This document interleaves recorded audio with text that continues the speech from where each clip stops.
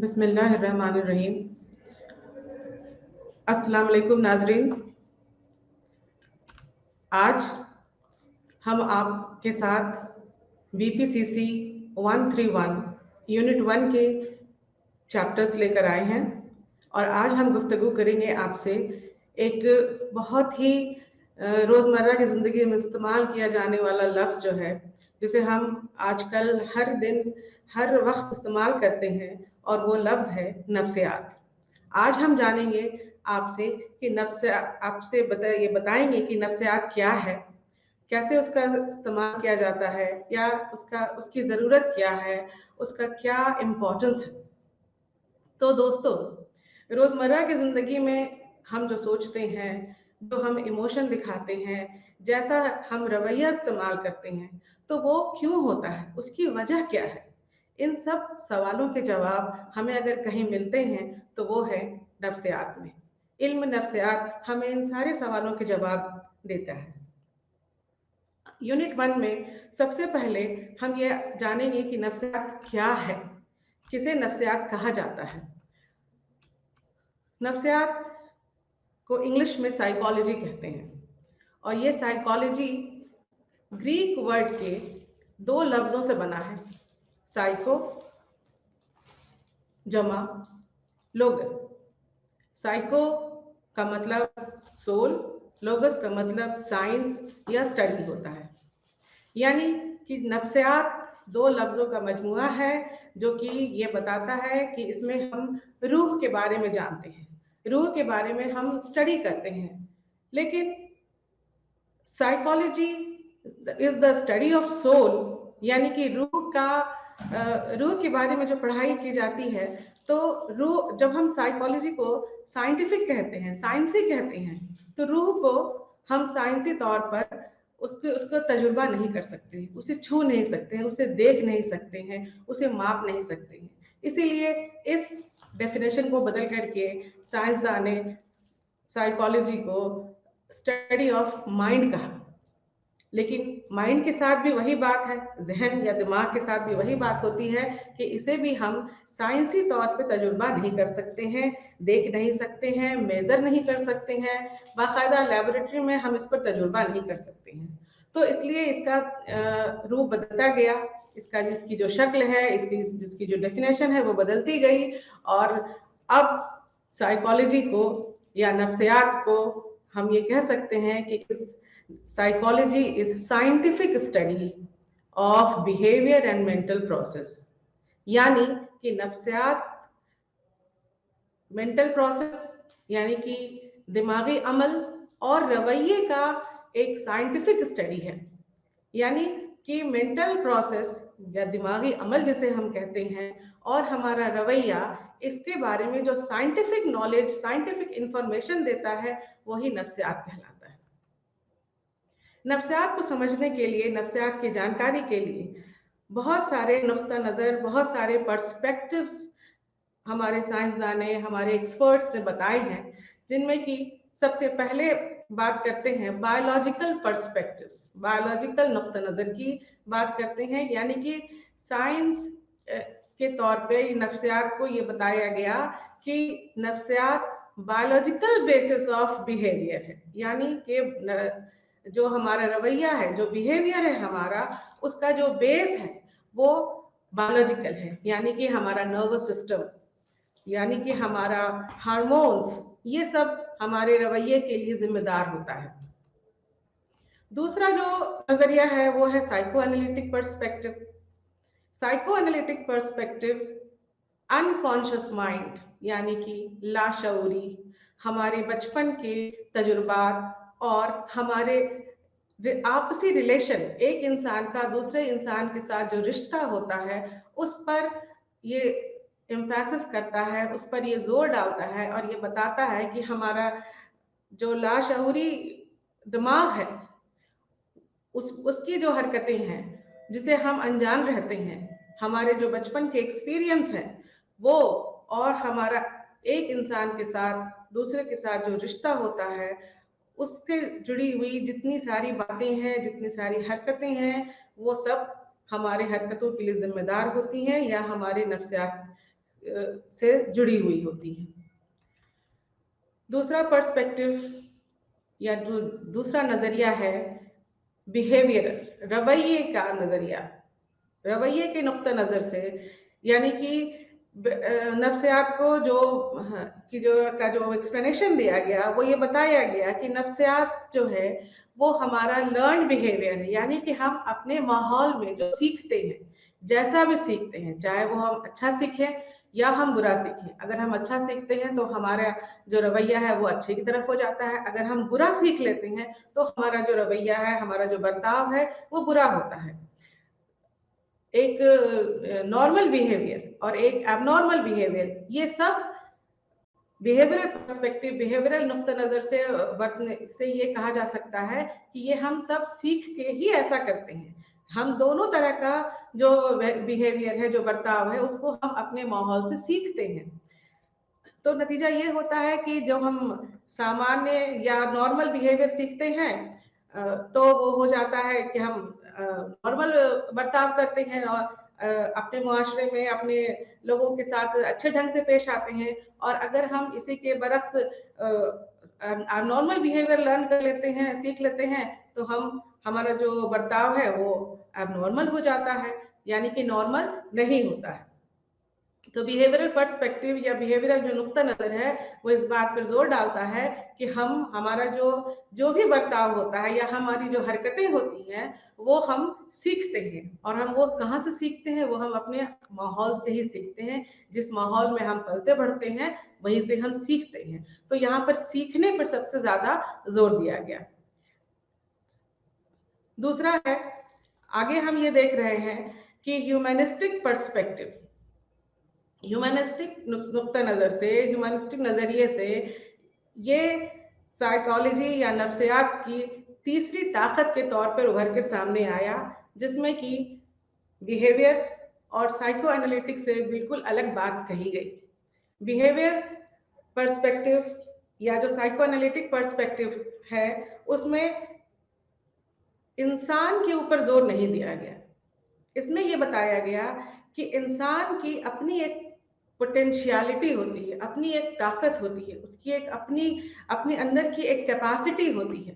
जिसको कि वो जब समझ लेता है तो उसका जो बर्ताव है, उसका जो बिहेवियर होता है वो ज्यादा नॉर्मल होता है, ज्यादा एडजस्टेबल होता है। अपने माहौल में वो अपने आप को ज्यादा अच्छे तरीके से स्टैब्लिश कर सकता है। तो इसमें उसकी जो अपनी ख्वाहिशात होती है, अपने इरादे होते हैं, अपने किस्मत को खुद चुनने की सलाहियत होती है, और अपने अपने सबसे जरूरी बात यह होती है कि वो अपनी हकीकत को समझ सकता है। इस बात ऐसी बात ना बिहेवियर पर्सपेक्टिव वालों ने कही, ना साइको एनालिटिक वालों ने कही, और इसलिए ह्यूमनिस्टिक पर्सपेक्टिव एक तीसरी ताकत के रूप में उभर के सामने आया और उसने बताया कि इंसान के अंदर अपनी एक पोटेंशियलिटी होती है। हर एक इंसान के अंदर, जैसे हर एक इंसान के अंदर कुछ कमियां होती हैं, वैसे उसके अंदर कुछ ताकत, कुछ खूबी, कुछ पोटेंशियलिटी होती है उसके अंदर, जो कि बिल्कुल खास होती है और उसी की होती है। तो जरूरत इस बात की होती है कि अगर हम उस पोटेंशियलिटी को पहचान लेते हैं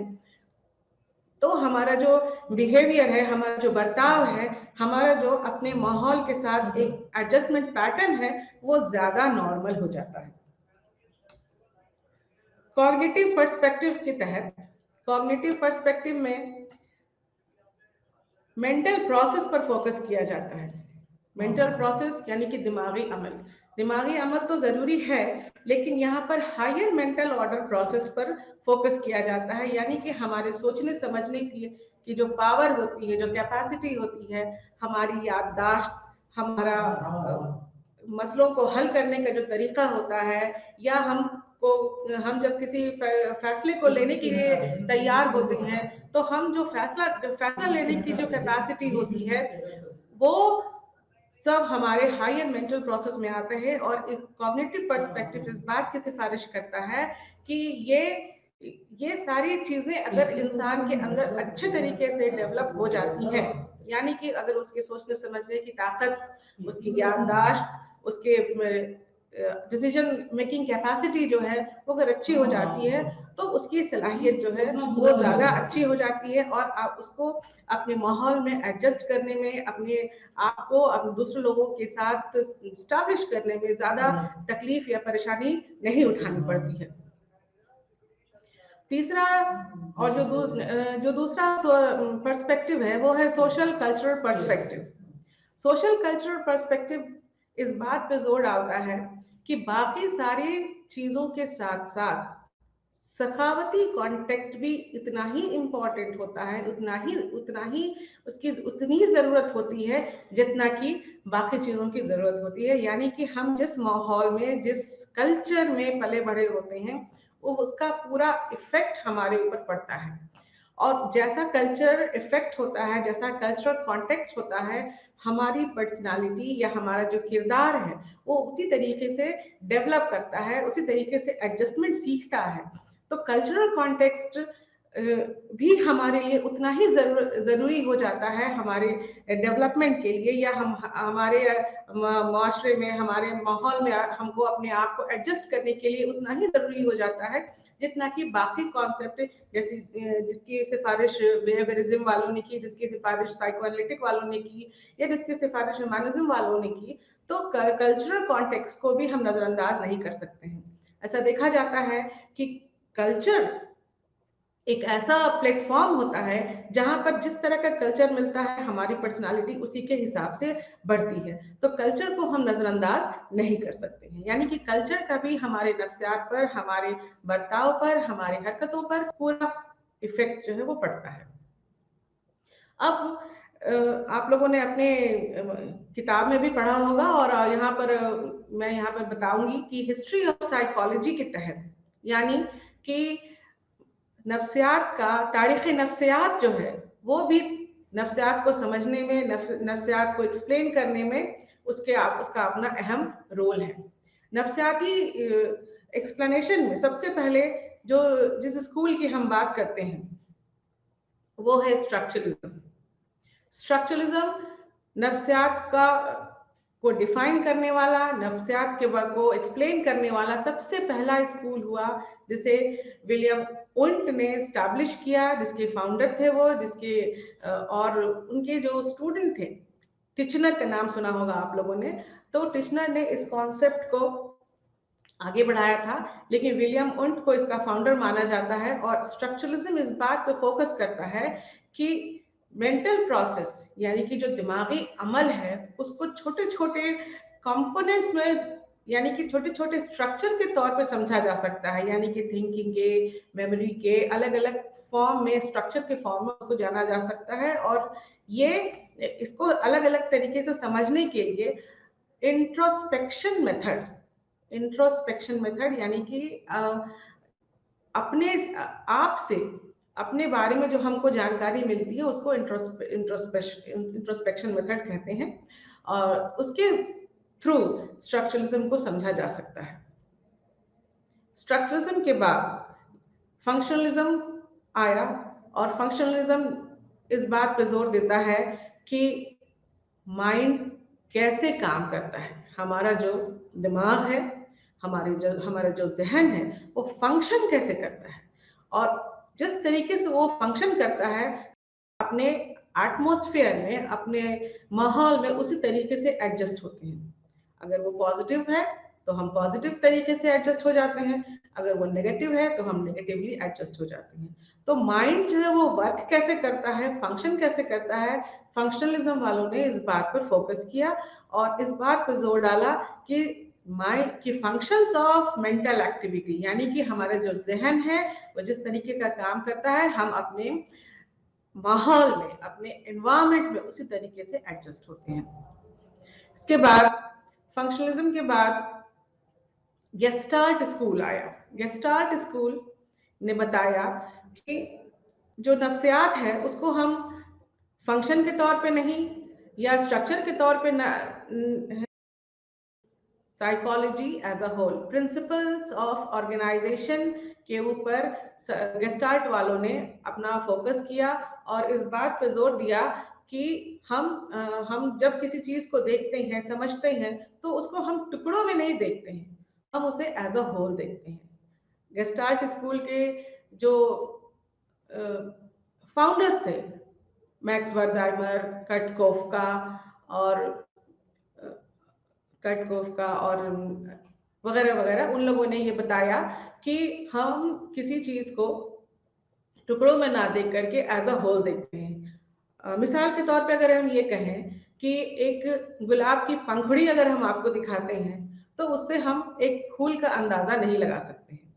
अगर हम किसी बच्चे का एक हाथ दिखाते हैं, तो उससे आप उस बच्चे का पूरा, उस बच्चे के बॉडी का स्ट्रक्चर का पूरा अंदाजा नहीं लगा सकते हैं। तो इसलिए ये जरूरी होता है कि जब हम पूरी तस्वीर आपके सामने रखते हैं, तो हमको उसके बारे में पूरी जानकारी मिलती है। और इसी बेसिस पर गेस्टाल्ट वालों ने ये बताया कि हम एज अ होल, हमारा जो बिहेवियर होता है, हमारा जो बर्ताव होता है, वो एज अ होल होता है। एज अ होल होता है यानी कि हम उसको पूरी तरीके से देखते हैं, ना कि हम टुकड़ों में देखते हैं। इसी तरीके से फिर ह्यूमनिज्म वालों ने भी ये बताया कि हमारे अंदर एक पोटेंशियलिटी होती है, हमारे अंदर एक ताकत होती है, जिसको कि जब हम समझते हैं तो हमारा जो बर्ताव होता है, वो बर्ताव हमारा पॉजिटिव होता है, हम अपने माहौल के साथ उसको एडजस्ट करने में कामयाब हो जाते हैं। इन सब के बाद कुछ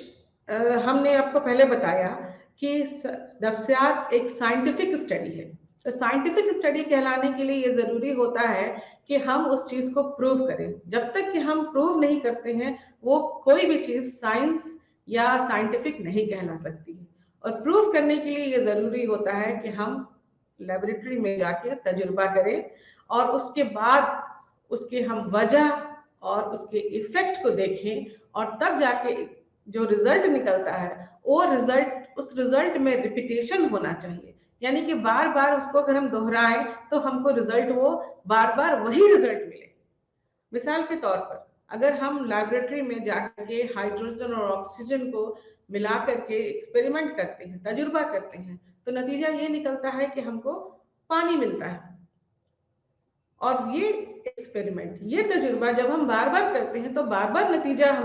हमको पानी ही मिलता है, ना कि कोई और चीज मिलती है। तो यही बात लागू होती है नफ्सियात के साथ भी, कि अगर हम नफ्सियात को साइंटिफिक कहते हैं, तो ये जरूरी होता है कि हम उसे टेस्ट करें, हम उस पर तजुर्बा करें, और उसकी जो नतीजे जब निकले, तो वो नतीजा जो है वो ज्यादा साइंटिफिक होगा। इसके लिए, साइंटिफिक बनाने के लिए जरूरी है कि हमारे पास डेटा हो, आंकड़े हो। और वो डेटा कैसे मिलेगा? इसके लिए नफ्सियात में कुछ तरीके हैं, कुछ मेथड्स हैं, मेथड्स ऑफ साइकोलॉजी कुछ बनाए गए हैं, जिसको अपना करके हम डेटा या आंकड़े जो है वो जमा करते हैं, और उन आंकड़ों के ऊपर हम उसका एनालिसिस करके कुछ रिजल्ट निकालते हैं, कुछ नतीजे निकालते हैं। तो ये जो डेटा है, या ये जो मेथड्स हैं, वो मेथड्स जो हैं कई तरह के हैं, मुख्तलिफ तरह के हैं, और जिनका इस्तेमाल ज़रूरत के हिसाब से किया जाता है। जैसी ज़रूरत होती है, उस ज़रूरत के हिसाब से हम उस तरह के मेथड का इस्तेमाल करते हैं। जैसे कि एक मेथड है केस हिस्ट्री। केस हिस्ट्री में क्या होता है कि जब हम किसी भी आदमी का, किसी भी इंसान के बारे में अगर कुछ जानना चाहते हैं, तो हम उसका केस हिस्ट्री लेते हैं। जैसा कि आपको नाम से पता चल रहा है, केस हिस्ट्री यानी कि उस केस की पूरी तारीख, यानी कि वो जब से पैदा हुआ और उसकी पैदाइश से लेकर के अब तक, जब तक कि उसका हमको डेटा लेना है, जो भी उसकी उम्र रही होगी, तो उसकी उस वक्त से लेकर के आज के तारीख तक हमको उसके बारे में सारी जानकारी इकट्ठी करनी होती है। उसके माँ के गर्भ से लेकर के, उसकी माँ की कोख से लेकर के, और उसके स्कूल की पढ़ाई लिखाई कैसी, उसकी जो तालीमी दुनिया है, उसके जो दोस्त हैं, संगी साथी होते हैं, उसके साथ उनका रवैया कैसा होता है, उनके जो पड़ोस के लोग होते हैं उनके साथ उसका रवैया कैसा है, या उसकी जो तालीमी सलाहियत है वो कैसी रही है। इन सब तरह की जानकारी जो है केस हिस्ट्री में ली जाती है, और उसके बेसिस पर, इस केस हिस्ट्री के बेसिस पर फिर हम उस इंसान का, उस किसी भी, चाहे वो आदमी हो या औरत हो, उसका किसी का भी हम उसका डेटा जो है वो लेते हैं और उसके ऊपर उसके एनालिसिस करके हम रिजल्ट जो है वो निकालते हैं। तो ये एक तरीका है केस हिस्ट्री। दूसरा तरीका है सर्वे मेथड। सर्वे मेथड बहुत पॉपुलर है, आप सब भी जानते होंगे कि जब भी किसी चीज के बारे में हमको कोई जानकारी लेनी होती है तो हम सर्वे करते हैं। सर्वे कैसे किया जाता है कि सर्वे करने के लिए हम लोगों के पास कुछ क्वेश्चंस जो है वो लिख करके, या हम आजकल जो जरिया है जैसे कि टेलीफोन है, फैक्स है, वगैरह वगैरह, उसके जरिए से हम उनको उन तक पहुंचा देते हैं। सोशल मीडिया भी आजकल बहुत पॉपुलर हो रहे हैं इन चीज के लिए, इन सब चीजों के लिए। तो हम उनके जरिए से उन तक अपने सवालात को पहुंचा देते हैं और उनसे जवाबात हम हासिल कर लेते हैं। जब हमको ये सारे उनके जवाब मिल जाते हैं तो उसका फिर एनालिसिस किया जाता है और उस पर हम कुछ रिजल्ट निकाल लेते हैं। तो ये एक दूसरा तरीका हो गया। तीसरा तरीका है एक्सपेरिमेंटल मेथड, यानी कि तजुर्बा करना। लेबोरेटरी में जाकर के जब हम तजुर्बा करते हैं, जब हम उस पर एक्सपेरिमेंट करते हैं, उसको बाकी सारी चीजों को कंट्रोल करके सिर्फ उसी चीज को देखते हैं जिस पर कि हमको जिसका नतीजा चाहिए होता है, तो इसको हम एक्सपेरिमेंटल या तजुर्बाती तरीका जो है वो हम कहते हैं। ठीक है। इसके बाद एक और तरीका है नफ्सियात में डेटा कलेक्ट करने का, वो है कोरिलेशनल मेथड। कोरिलेशन मेथड में क्या होता है कि एक चीज के साथ दूसरे चीज का रिलेशन, यानी कि एक चीज का दूसरे चीज के साथ रिश्ता, क्या रिश्ता है, पॉजिटिव है या नेगेटिव है। यानी कि अगर उस चीज के साथ उसका कोई तालमेल है तो उसमें पॉजिटिव रिश्ता होता है, अगर कोई तालमेल नहीं हुआ तो इसका मतलब ये हुआ कि उसमें उसका जो रिश्ता है वो नेगेटिव है। और अगर कुछ भी नहीं निकलता है तो इसको हम जीरो कोरिलेशन कहते हैं। तो इस तरीके से कुछ मेथड या कुछ तरीका है कि जिसका इस्तेमाल करके हम अपने नफ्सियाती आंकड़े हैं, नफ्सियाती जो डेटा है वो कलेक्ट करते हैं और उस पर बेस करके रिजल्ट जो है निकालते हैं। और जो नतीजे निकलते हैं वो नतीजे हमें ये बताते हैं कि वो फैक्ट या वो जो बातें निकल के सामने आई वो कितनी साइंटिफिक है। तो इसको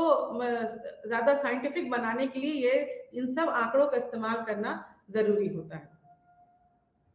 इसके आगे आपके यूनिट 1 में आपको नफ्सियात के मुख्तलिफ फील्ड्स की भी जानकारी लेनी है, यानी कि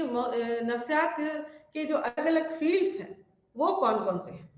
इसके जैसा कि हमने आपको शुरू में बताया कि आजकल जिंदगी का कोई भी ऐसा कोना, कोई भी ऐसा तबका, कोई भी ऐसा स्टेज या नहीं है जहां पर नफ्सियात जहां से अछूता है या नफ्सियात की जरूरत वहां नहीं पड़ती है। इसलिए इसका जो दायरा है वो बहुत वसी हो जाता है, बहुत बड़ा हो जाता है। और इसमें इसके जो फील्ड्स हैं वो बहुत ज्यादा हो गए हैं। जैसे कि इसमें हम पढ़ते हैं, आप देखेंगे कि आप इसमें पढ़ते हैं तालीमी नफ्सियात। तालीमी नफ्सियात हमें तालीम के बारे में पूरी जानकारी देता है, किस तरह की तालीम होनी चाहिए, कैसे तालीम दी जानी चाहिए, हमारे उस्ताद हैं वो कैसे होने चाहिए, उनका जो मटेरियल है वो कैसा होना चाहिए, टीचिंग का जो तरीका होता है वो कैसा होना चाहिए। इन सब का जो साइंटिफिक आंसर है वो हमें मिलता है तालीमी नफ्सियात में। इसी तरीके से एक्सपेरिमेंटल साइकोलॉजी, यानी कि तजुर्बाती नफ्सियात, लेबोरेटरी में जाकर के जब हम एक्सपेरिमेंट करके कोई नतीजा निकालते हैं, कोई रिजल्ट हासिल करते हैं, तो उसको हम एक्सपेरिमेंटल साइकोलॉजी या तजुर्बाती नफ्सियात कहते हैं। इसके अलावा बहुत एक पॉपुलर इसका फील्ड है वो है क्लिनिकल साइकोलॉजी। क्लिनिकल साइकोलॉजी या क्लिनिकल नफ्सियात इसको हम कह लें, उसमें हम ये करते हैं कि जो मरीज हैं, जो दिमागी या जहनी तौर पे मरीज हैं, उनको हम इलाज फराहम कराते हैं। और न सिर्फ दिमागी मरीजों का हम इसमें इलाज करते हैं, बल्कि जो लोग नॉर्मल हैं या जिन लोगों को किसी तरह की नफ्सियाती जरूरत होती है, नफ्सियाती मशवरे की जरूरत होती है, उनको भी हम क्लिनिकल साइकोलॉजी की मदद से उनको हम मशवरा देते हैं या उनको हम नॉर्मल तरीके में लाने में कामयाब होते हैं। तो क्लिनिकल साइकोलॉजी जो सबसे अभी उभरता हुआ फील्ड है नफ्सियात का, वो है क्लिनिकल साइकोलॉजी। इसी के साथ आ जाता है मशवरात नफ्सियात, काउंसलिंग साइकोलॉजी, जिसमें कि तरह तरह के अलग अलग मसलों पर मशवरा दिया जाता है, जैसे मैरिटल काउंसलिंग है, करियर काउंसलिंग है। तो इस तरीके के बहुत सारे ऐसे फील्ड्स हैं, ऐसे एरिया हैं जहां पर काउंसलिंग की जरूरत पड़ती है, मशवरा की जरूरत पड़ती है। हम अपने रोजमर्रा की जिंदगी में अपने जरूरियात में, अपने ख्वाहिशात के साथ ऐसे उलझ जाते हैं कि हम समझ नहीं पाते हैं कि किस तरफ, या हमें इस माहौल से निकलने के लिए, या हमको अपने और ज्यादा अपने आप को एडजस्टेबल बनाने के लिए क्या करना चाहिए, अपने रिश्तों को संभालने के लिए, अपने करियर को देखने के लिए हमें क्या करना चाहिए, हमारे लिए सही रास्ता क्या हो सकता है। तो ऐसे में जरूरत पड़ती है काउंसलिंग साइकोलॉजी की, जहां पर हम काउंसलिंग के जरिए अपने आप को एक सही रास्ते की तरफ आगे बढ़ा सकते हैं। इसके बाद स्पोर्ट्स साइकोलॉजी, जो कि स्पोर्ट्स की फील्ड में आजकल बहुत पॉपुलर हो रहा है कि किस खेल कैसा हो, खिलाड़ियों कैसा होना चाहिए, स्पोर्ट्स स्पिरिट क्या होती है, किस तरह से हमें खेल को लेना चाहिए, खेलने के अंदाज क्या है, जी हार और जीत का एक्सप्लेनेशन क्या है, वगैरह वगैरह। इसके बाद एक फील्ड और बहुत जाना माना है और बहुत तेजी से फैल रहा है, वो है हेल्थ साइकोलॉजी, सेहत का नफ्सियात। यानी कि आजकल हम देख रहे हैं कि इस भागदौड़ की जिंदगी में सभी लोग अपने सेहत से परेशान हैं। किसी को कोई प्रॉब्लम है, किसी को किसी तरह की प्रॉब्लम हो जाती है, किसी को डायबिटीज है, किसी को ब्लड प्रेशर है, कोई अपने मोटापे से परेशान है, तो वगैरह वगैरह। इस तरह की बहुत सारी ऐसी ऐसी बीमारियां हैं, ऐसे प्रॉब्लम में हम आ रहे हैं जिसमें हमें जरूरत पड़ती है कि हम इन बीमारियों के बारे में जानें, इनको समझें और इनके उपाय ढूंढें कि हम कैसे इनसे बाहर निकल सकते हैं। इन सब बातों की जानकारी हमें सेहत नफ्सियात में बड़ी आसानी से मिल जाती है, और सेहत नफ्सियात के जरिए हम अपने आप को ज्यादा से ज्यादा समझ सकते हैं, अपने आप को ज्यादा से ज्यादा सेहतमंद रख सकते हैं। एक और ब्रांच है, एक और, या इसका फील्ड कह लें कि वो है फॉरेंसिक, यानी कि फॉरेंसिक नफ्सियात। फॉरेंसिक नफ्सियात में क्राइम और कानून, इन सब बातों की चर्चा की जाती है, इनका साइंटिफिक स्टडी किया जाता है कि क्राइम क्या है, किन किन चीजों को क्राइम कहा जाता है, उसके उसके कानूनी पहलू क्या हो सकते हैं, वगैरह वगैरह। तो फॉरेंसिक नफ्सियात भी एक अहम नफ्सियात के तौर पर सामने आ रहा है। इसके अलावा इंडस्ट्रियल, जिसको इंडस्ट्रियल साइकोलॉजी, जिसको कि सनदी नफ्सियात हम कह सकते हैं। तो इसमें हम क्या करते हैं कि हम प्रोडक्शन को कैसे बढ़ाएं,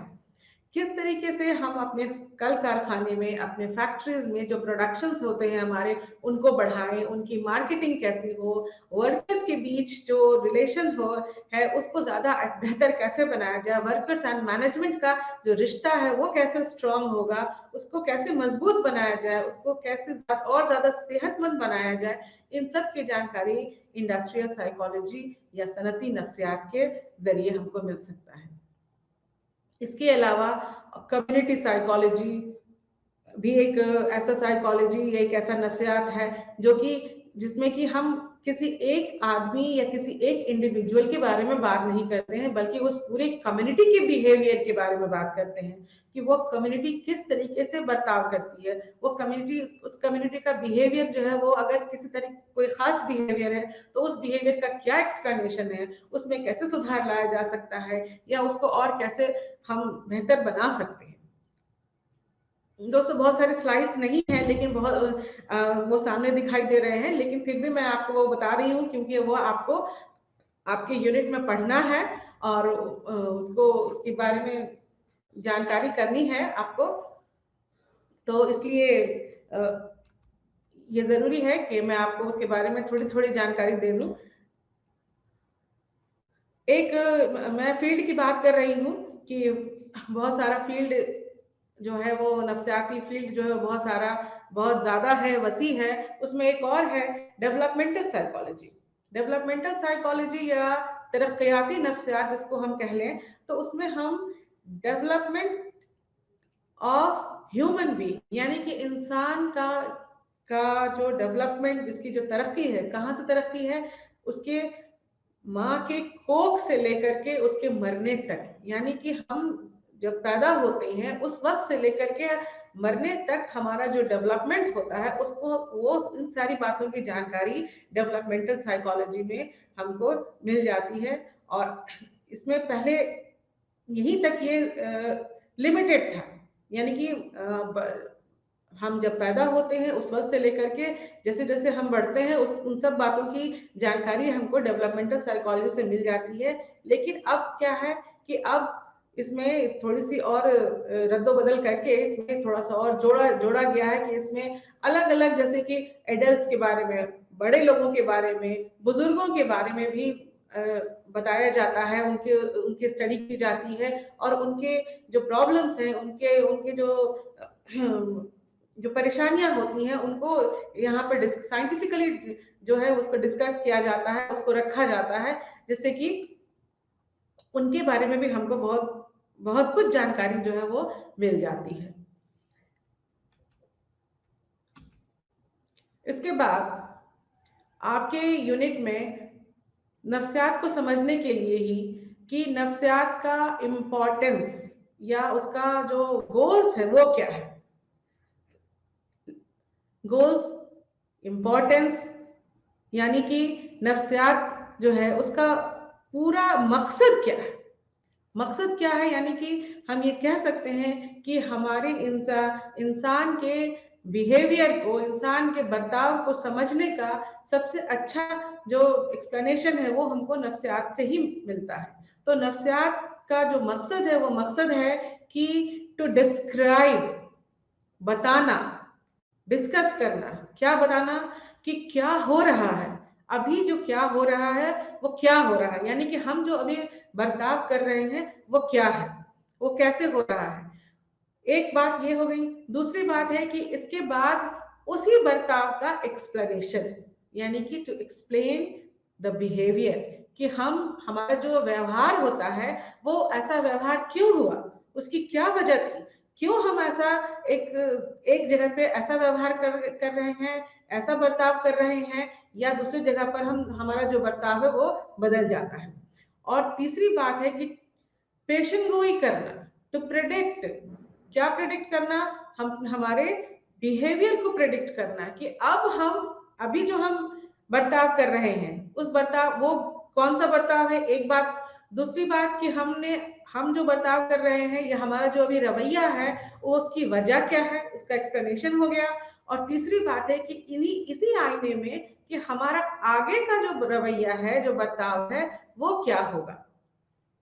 वो क्या होगा, यानी कि इसकी पेशन गोई भी नफ्सियात ही करता है। और उसके बाद लास्ट में इसका ये मकसद, एक खास मकसद ये रहता है कि टू कंट्रोल, कि हम उस रवैये पर, उस बर्ताव पर या उस बिहेवियर को कैसे कंट्रोल कर सकते हैं, उस पर किस हद तक कंट्रोल कर सकते हैं। तो ये चार खास मकसद होते हैं नफ्सियात के, कि पहले तो किसी चीज को हम डिस्क्राइब करें कि वो क्या हो रहा है, कैसे हो रहा है, फिर वो है कि क्यों हो रहा है, क्यों हो रहा है, और तीसरी बात ये इसकी पेशन गोई है कि हम उसके बाद उसकी पेशन गोई करें कि ये कैसा होगा, कि आगे हमारा जो बर्ताव है, जो हमारा जो रवैया है या बिहेवियर है वो कैसा होगा। और तीसरा और लास्ट में इस जो चौथी बात है वो ये होगी कि हम उस पर कंट्रोल कैसे कर सकते हैं, हमारा उस पर कैसे कंट्रोल होगा ताकि हम आगे उस तरह का बर्ताव ना करें, या उस तरह के उसमें क्या बदलाव ला सकते हैं। ये चीज हमको इन नफ्सियात का जो खास मकसद है वो उससे ही जानकारी हमको मिलती है। यानी कि नफ्सियात इन सब बातों की, इन चार तरह की बातों पर खास तौर पर फोकस करता है, जोर डालता है कि कोई चीज, कोई बर्ताव, कोई बिहेवियर अगर हो रहा है तो वो फिर क्यों हो रहा है, आगे कैसा होगा, और उसको फिर हम कैसे कंट्रोल कर सकते हैं। इन सारी बातों के साथ फिर अब हम एक बार ये बात कह सकते हैं कि नफ्सियात एक साइंटिफिक स्टडी है, एक साइंटिफिक स्टडी है जो कि हमको ये बताता है कि हमारा जो भी बिहेवियर है, हमारा जो रवैया होता है वो क्यों होता है, वो कैसे होता है, और उसकी वजह क्या होती है, ये हम इसका जवाब हमको नफ्सियात से ही मिलता है। और साइंटिफिक इसलिए चूंकि ये साइंटिफिक स्टडी है, तो हम ये कह सकते हैं कि हम इस पर यकीन कर सकते हैं, क्योंकि पहले जब साइकोलॉजी या नफ्सियात लफ्ज नहीं था तो ये फिलॉसफी में था। यानी कि जब आप इसकी हिस्ट्री या तारीख देखते हैं तो आपको ये पता चल जाएगा कि ये फिलॉसफी से निकला है। तो फिलॉसफी पूरी तरीके से एक थ्योरेटिकल सब्जेक्ट है जिसमें कि प्रूव नहीं होता है। जहां हम बात करते हैं अगर रूह की, तो रूह को हम प्रूव नहीं कर सकते हैं। अगर हम माइंड की बात करते हैं तो हम माइंड को प्रूव नहीं कर सकते हैं, लेकिन हम लेबोरेटरी में बिहेवियर पर को तजुर्बा करके काफी हद तक प्रूव कर सकते हैं। एक जरूरी बात और ये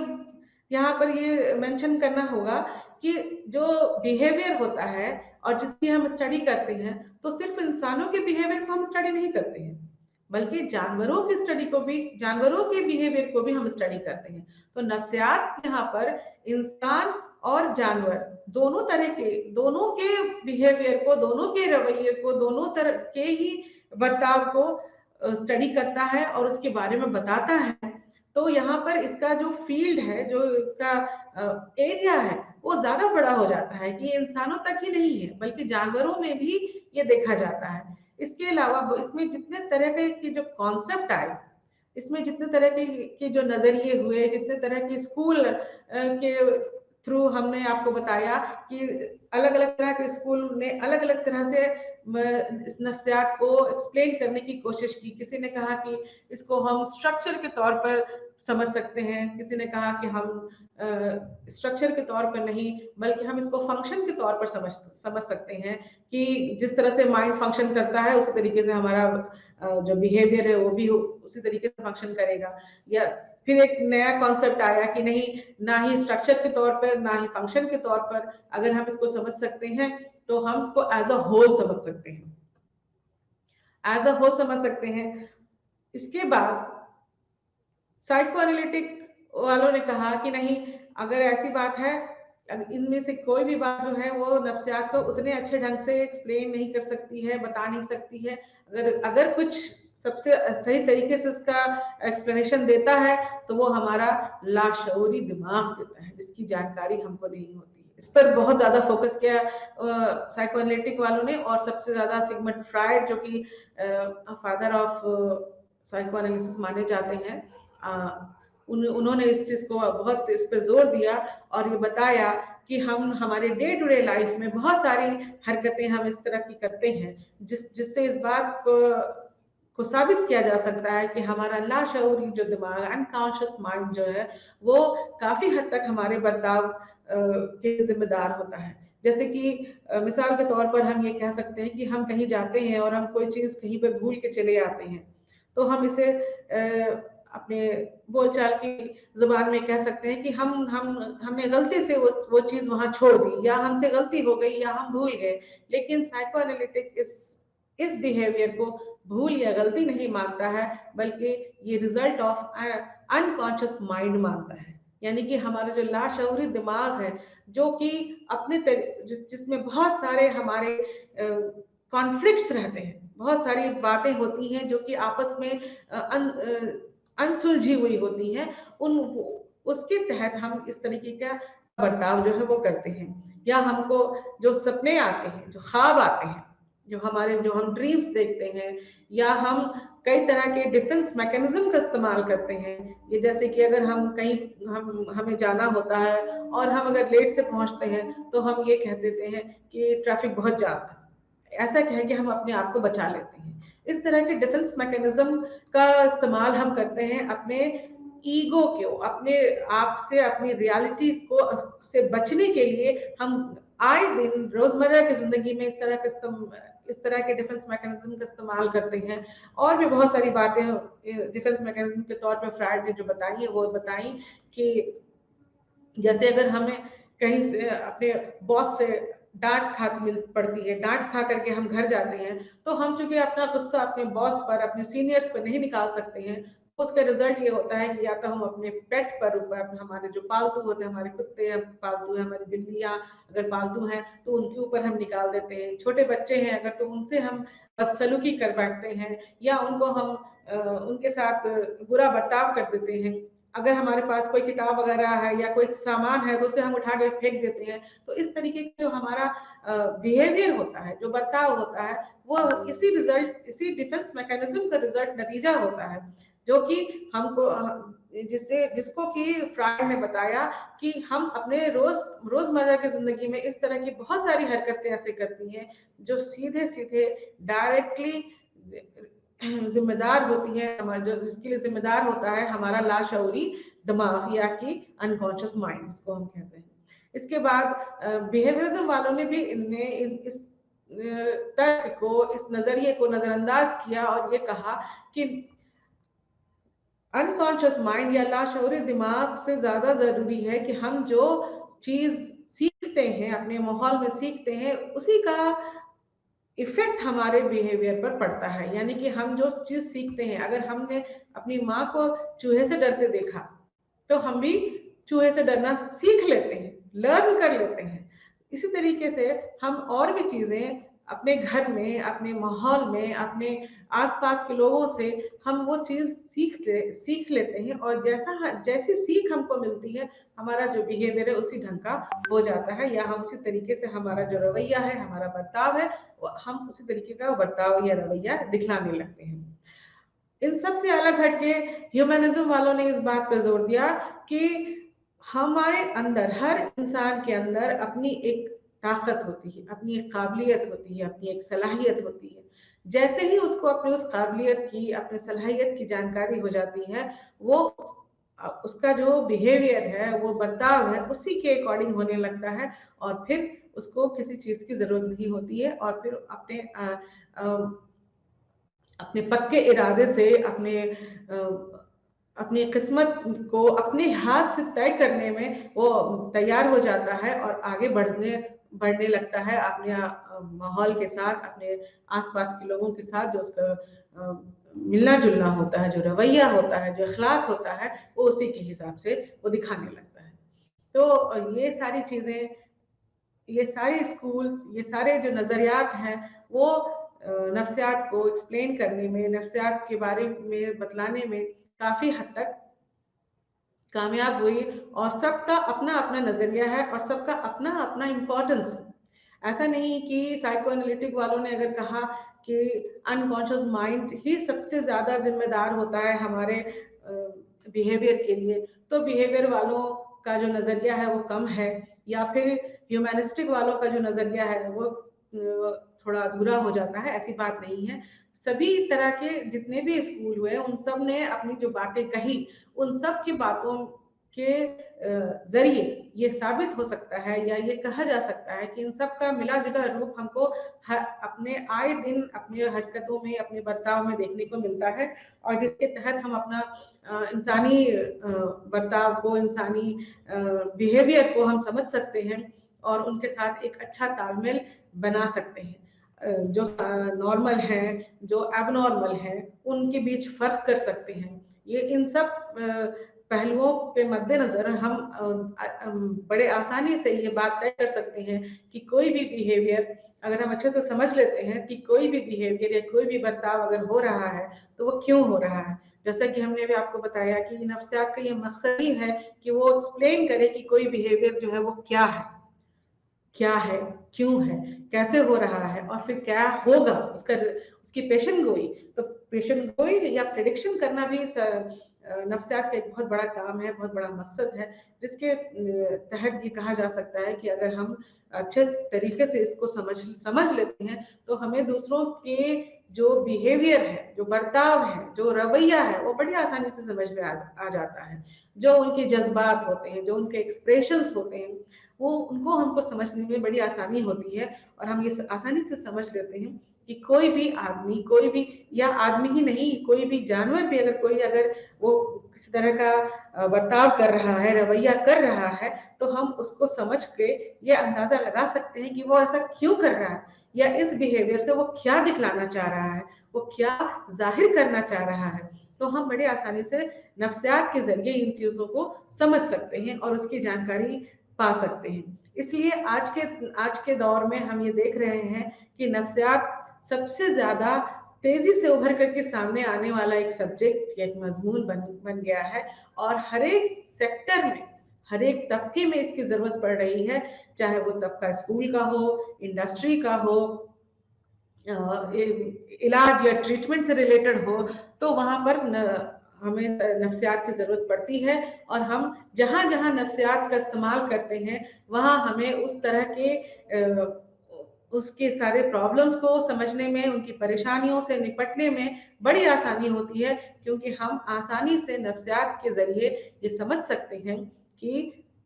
जो बिहेवियर है, जो बर्ताव है, वो क्या है, क्यों है, कैसा है, उसकी वजह क्या है। तो यहाँ पर एक और इसकी जो अलग अलग जो फील्ड्स हैं, वो फील्ड जो है वो आजकल एक प्रोफेशन के तौर पर भी उसका इस्तेमाल हो रहा है। आप लोगों को ये जानना बहुत जरूरी है कि जो अलग अलग फील्ड्स हैं वो सिर्फ समझने के लिए या पढ़ने के लिए या फिर जानकारी लेने के लिए ही काफी नहीं है, बल्कि उन सभी फील्ड में जॉब के प्रोस्पेक्ट भी हैं। यानी कि अगर पेशे के तौर पर हम इसे अपनाना चाहें तो आज नफ्सियात एक पेशे के तौर पर भी उभर के बड़ी तेजी से सामने आ रहा है, जहां लोग इससे जुड़े हुए पेशे में जा रहे हैं और वहां पर अपनी आपको कामयाब बना रहे हैं। जैसे कि क्लिनिकल साइकोलॉजिस्ट के तौर पर लोग क्लिनिकल नफ्सियात को अपनाते हैं और वहां पर जाकर के बाकायदा वो उस तरह के जो जहनी मरीज लोग हैं उनके साथ, या फिर वैसे लोग जो वैसे बच्चे जो मेंटली रिटार्डेड है, यानी कि जिनकी आईक्यू जो है वो नॉर्मल से कम होती है, उनके साथ इनका जो रिलेशन होता है या उनके साथ जो उनका जो ट्रीटमेंट पैटर्न होता है उसके साथ ये काफी हद तक स्ट्रीम लाइन में लाने में, यानी कि लोगों के बीच उनको स्टैब्लिश करने में, उनके साथ एक तालमेल बनाने में काफी हद तक कामयाब होते हैं। स्कूल काउंसलर्स आजकल बहुत तेजी से पॉपुलर हो रहे हैं। चूंकि स्कूल में भी काउंसलर की जरूरत पड़ती है, और बच्चों के से रिलेटेड हो या टीचर से रिलेटेड हो या लेसन प्लान बनाना हो या और भी किसी तरीके एग्जामिनेशन पैटर्न कैसा होना चाहिए, इवैल्यूएशन कैसा होना चाहिए, इन सब बातों पर फोकस करने के लिए या नजरसानी करने के लिए एक काउंसलर की बहुत ज्यादा जरूरत होती है। इसलिए आजकल स्कूलों में भी एक काउंसलर को जरूरी तौर पर मुंतखब किया जा रहा है, उनका अपॉइंटमेंट किया जा रहा है बाकायदा। और इसके अलावा काउंसलिंग, अभी इस कोरोना पीरियड में जो सबसे ज्यादा जो सामने उभर कर आया है नफ्सियात के जरिए, वो है काउंसलिंग। काउंसलिंग साइकोलॉजी इतनी ज्यादा पॉपुलर हुई है और इसकी जरूरत महसूस की गई है कि लोग अपने आप को अच्छे तरीके से अपने माहौल में एस्टैब्लिश करने में, एडजस्ट करने के लिए उनको जरूरत पड़ती है काउंसलर की, जहां पर वो अपनी उलझनों को सुलझा सकें, जहां पर वो वैसी बातें उनसे शेयर कर सकें जो कि उनको दूसरों के साथ कहने में परेशानी होती है। तो उसके साथ वो अपने आप को जोड़ करके या उनसे मिल करके अपनी जो भी उनकी परेशानी होती है उसको वो आसानी के साथ सॉल्व कर लेते हैं, और उनसे उनकी जो रोजमर्रा की जिंदगी है वो आसान हो जाती है। तो किसी भी इस तरह के जो भी परेशानी होती है या मुश्किल दौर होते हैं, जैसे कि अभी कोरोना का बहुत मुश्किल दौर हमारे सामने से गुजर रहा है, हम आए दिन उससे ज्यादा हम उसकी परेशानी में मुब्तला होते चले जा रहे हैं। तो वहां पर अगर सबसे ज्यादा कोई चीज काम कर रही है तो वो काउंसलिंग ही काम कर रही है। तो यहाँ पर नफ्सियात का एक बहुत बड़ा रोल सामने निकल के आता है कि काउंसलिंग कैसे हमको अपने परेशानी से, अपनी मुश्किलात से निकलने में, अपनी मुश्किलात को हल करने में मददगार होती है। और एक काउंसलर की मदद से हम अपने आप को ज्यादा से ज्यादा अच्छे तरीके से अपने परेशानियों को हल कर सकते हैं, अपने आप को अपने माहौल के साथ एडजस्ट कर सकते हैं। अपने लोगों के बीच सबसे ज्यादा जो जरूरी बात है कि अपने लोगों के बीच जो हमारा इंटरपर्सनल रिलेशनशिप है, यानी कि हमारा जो रिश्ता है वो हमारे अपनों के साथ, हमारे आसपास के लोगों के साथ जो आपसी तालमेल है, वो कितना अच्छा है, वो जितना अच्छा रहेगा हमारी जिंदगी उतनी ही अच्छी होती है। तो इसके लिए हमको जरूरत पड़ती है टाइम टू टाइम का कि हम अपने परेशानियों और अपनी मुश्किलात को अपने काउंसलर के साथ रखें और उसके साथ मिलकर एक मसले का हल निकालें और अपने इंटरपर्सनल रिलेशनशिप को और ज्यादा स्ट्रांग बना सके। तो इस तरीके से हम ये बात ये कर रहे हैं कि प्रोफेशन के तौर पे भी जो नफ्सियात है वो बहुत, इसका जो एरिया है वो बहुत वसी है और उसमें अलग अलग प्रोफेशन में जाकर के लोग वहां पर पैसे कमाने के साथ साथ इंसानी जिंदगी को बेहतर बनाने का काम भी कर रहे हैं। फॉरेंसिक साइकोलॉजी हो, हेल्थ साइकोलॉजी हो, इन सब सेक्टर में जॉब की जो प्रोस्पेक्ट है वो बहुत अच्छे हैं और वहां पर आप जा करके अपने आप को एक बहुत अच्छा काउंसलर, एक अच्छा साइकोलॉजिस्ट जो है वो स्टैब्लिश कर सकते हैं, जिससे कि आप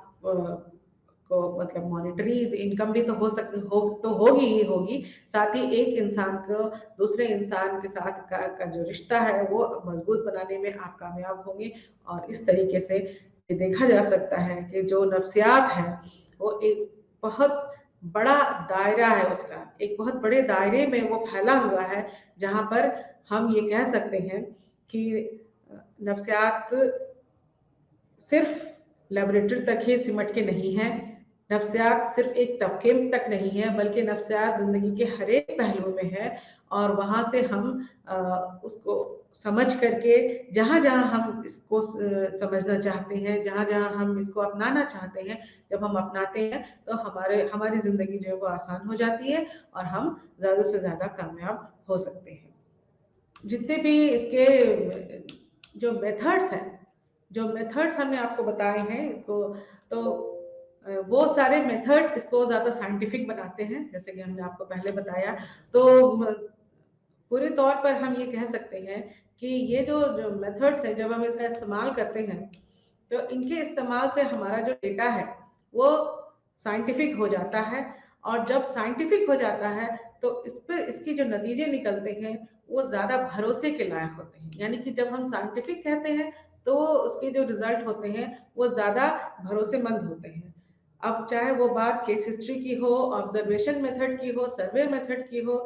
कोई भी मेथड हम लगाते हैं और ये मेथड हम अपने जरूरत के हिसाब से लगाते हैं कि हमें किस तरीके का डेटा चाहिए। जैसी जरूरत होती है उसकी उस जरूरत के हिसाब से हम इनमें से कोई भी एक मेथड चुन लेते हैं, एक मेथड या दो मेथड हम इसमें से चुन लेते हैं और चुन करके फिर हम उसका इस्तेमाल करते हैं अपने डेटा के एनालिसिस। डेटा पहले तो डेटा या जो आंकड़ा होता है उसको हम कलेक्ट करते हैं, उसको हम जमा करते हैं। तो जमा कर जब हम हमारे पास हो जाते हैं तो उसके बाद हम उसका एनालिसिस करते हैं। उसका एनालिसिस करने के बाद हमें जो नतीजे मिलते हैं वो नतीजे हमारे लिए ज्यादा भरोसेमंद होते हैं। यानी कि इस तरीके से अगर हम कोई भी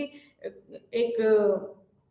क्वेश्चन ले लें या कोई भी हम एक सवाल रख लें, ठीक है। अगर हम सवाल लेते हैं कि कोरोना में इंसानी जो जिंदगी है उसमें उसके इकोनॉमिकल पहलू पे क्या फर्क पड़ा, क्या इफेक्ट पड़ा, अगर हम एक सवाल रखते हैं, या उसके समाजी पहलू पे क्या फर्क पड़ा, अगर ये सवाल लेते हैं तो इस सवाल के जवाब के लिए हमें डेटा की जरूरत पड़ेगी कि हम कैसे जानेंगे कि हम कि लोगों का इकोनॉमिक या जो समाजी पहलू था वो अफेक्टेड हुआ या उससे उससे उस पर कोई फर्क पड़ा, ये हम कैसे जानेंगे। इसके लिए हम अगर कोई सर्वे मेथड इस्तेमाल करते हैं तो हम उसके लिए क्या करते हैं, कुछ सवाल बनाते हैं। जब हम कुछ सवाल बनाते हैं तो उस सवाल को हम लोगों तक पहुंचाते हैं। अब ये इसमें लोगों तक पहुंचाने के लिए हम टेलीफोन का सहारा ले सकते हैं, ईमेल या मेल का सहारा ले सकते हैं। आजकल हमारे पास सोशल मीडिया अवेलेबल है तो फेसबुक और व्हाट्सएप का हम सहारा ले सकते हैं। तो फेसबुक और व्हाट्सएप का और मेल और सर्वे, इन सब के जरिए हम अपने क्वेश्चंस को, अपने सवालात को या हमारे जो भी जो शेड्यूल होता है उसको हम लोगों तक पहुंचा देते हैं। जब हम पहुंचा देते हैं तो उसी के जरिए हमें वो सब चीजें घर बैठे हासिल हो जाती हैं और उसके बाद हम सबको जमा करते हैं। जमा करने के बाद उसका हम एनालिसिस करते हैं। एनालिसिस करने के लिए इसके कुछ स्टैटिस्टिकल टेक्निक भी होते हैं। ये टेक्निक इन टेक्निक का इस्तेमाल हम उन सारे आंकड़ों को एनालाइज करने के लिए करते हैं। और जितने ज्यादा जब स्टैटिस्टिकल टेक्निक जब प्रूव हो जाते हैं तो वो जो डेटा है या वो जो रिजल्ट आता है हमारा, वो जो नतीजा होता है, वो ज्यादा भरोसे के काबिल हो जाता है और हम पूरे भरोसे के साथ ये कह सकते हैं, ये बता सकते हैं कि ये जो रिजल्ट आया या ये जो नतीजा आया, ये ज्यादा साइंटिफिक है, बजाय इसके कि हम एक अंदाजा लगा के कहें। हम एक अंदाजा के तौर पे भी ये कह सकते हैं कि हाँ, कोरोना के टाइम में बहुत सारा इकोनॉमिकल जो कंडीशन था लोगों का, वो अफेक्टेड हुआ। ये एक अंदाजे के तौर पर, या हम कहीं से सुन करके, मीडिया से या पेपर पढ़ के हम ये बता सकते हैं, लेकिन ये सिर्फ थियोरेटिकल होगा। लेकिन इसको अगर हम साइंटिफिक बनाना जब चाहते हैं, तो हम इस पर डेटा कलेक्ट करते हैं। जब हम डेटा जमा कर लेते हैं और उस डेटा को एनालाइज करने के बाद, स्पेशली जब हम स्टैटिस्टिकली एनालाइज करते हैं, उस पे कुछ ना कुछ स्टैट्स लगा करके उसका जो रिजल्ट निकालते हैं, उसके जो नतीजा निकालते हैं, तो उसके बाद क्या होता है कि वो रिजल्ट जो है, वो जो नतीजा होता है, वो साइंटिफिक होता है। वो उस पर हम भरोसा कर सकते हैं और वो उसको हम ये कह सकते हैं कि ये जो डेटा है वो साइंटिफिक डेटा है आया, इसको प्रूव किया जा सकता है, इसको ये माना जा सकता है, इसमें ऑब्जेक्टिविटी है, इसमें सब्जेक्टिविटी नहीं। जब हम अपने मन से कोई बात कहते हैं तो वो सब्जेक्टिविटी है उसमें, क्योंकि वो हम अपनी, वो मेरी सोच, मेरा ख्याल है, मेरे हिसाब से, मेरे अंदाजे से वो आता है। लेकिन जब हम इस तरीके से उसको प्रूव करते हैं, तो वो ऑब्जेक्टिव हो जाता है और वो चीज साइंटिफिक बन जाती है। तो इस तरीके से मेथड्स जो है, जो साइकोलॉजी के, वो बहुत इंपॉर्टेंट होते हैं इसको ज्यादा साइंटिफिक बनाने के लिए। तो इस यूनिट 1 में पूरे तरीके से हमने ये देखा कि नफ्सियात क्या है, इसके मकसद क्या है, इसके क्या खास मकसद है, जब जो हमने बताया आपको कि इसके पूरे 4 मकसद हैं, जो कि टू डिस्क्राइब, कि बताना कि क्या हो रहा है, टू एक्सप्लेन कि वो क्यों हो रहा है, और उसके बाद उसकी पेशेंट गोई टू प्रेडिक्ट, कि उसको बताना कि ऐसा आगे क्या हो सकता है, और फिर कंट्रोल। तो गोल्स ऑफ साइकोलॉजी में हम ये कह सकते हैं कि इसके 4 मकसद हैं, और फील्ड्स डिफरेंट, इसके जो मुख्तलिफ फील्ड्स हैं वो हमने आपके सामने रखे, जिसमें कि तजुर्बाती नफ्सियात, तरक्याती नफ्सियात, समाजी नफ्सियात, सनती नफ्सियात, तालीमी नफ्सियात, क्लिनिकल नफ्सियात, मशवरात नफ्सियात, और स्पोर्ट्स नफ्सियात, फॉरेंसिक नफ्सियात, सेहत नफ्सियात वगैरह वगैरह की चर्चा हमने की आपके सामने। इसके अलावा नफ्सियात की जो अलग अलग नजरियात हैं, जो डिफरेंट जो पर्सपेक्टिव्स हैं, उनको भी हमने आपके सामने रखा और इसकी चर्चा की आपके सामने, जो कि आपको यूनिट 1 में पढ़ना है, और मुझे उम्मीद है कि आपने अपनी किताब में जरूर पढ़ा होगा इसे। और मैंने मोटी मोटी बातें इसके बारे में जो थोड़ी थी वो आपको मैंने बताई हैं, जिसमें कि इस biological perspective, psychological psychoanalytic perspective, behavioural perspective, humanistic perspective, cognitive perspective, और इसके अलावा सोशल कल्चरल पर्सपेक्टिव की भी चर्चा मैंने की है, जिसके जो कि नफ्सियात की पूरी अच्छी एक्सप्लेनेशन देता है। हिस्ट्री ऑफ साइकोलॉजी के जरिए से भी मैंने नफ्सियात को एक्सप्लेन करने की कोशिश की है। आपके किताब में भी लिखा होगा जरूर, इंशाल्लाह आप लोगों ने पढ़ा होगा जरूर। इसमें structuralism, functionalism, gestalt school, basically psychodynamic school और ह्यूमनिस्टिक स्कूल की चर्चा की है। ये नफ्सियात के ख़ास स्कूल हैं जिन्होंने नफ्सियात के बारे में अपने तौर पर नफ्सियात को एक्सप्लेन करने की कोशिश की, और इस तरीके से यहाँ पर मैंने आपको यूनिट 1 में नफ्सियात क्या है और उसके क्या मकसद है, उसकी चर्चा कैसे की जाती है, उसको कैसे डिफाइन किया गया है, कैसे एक्सप्लेन किया गया है, इन सबको बहुत डिटेल से बताया है। और उम्मीद है कि आपको इसकी जानकारी हो गई होगी, और इंशाल्लाह अगली क्लास में हम फिर से मिलेंगे। तब तक के लिए आदाब।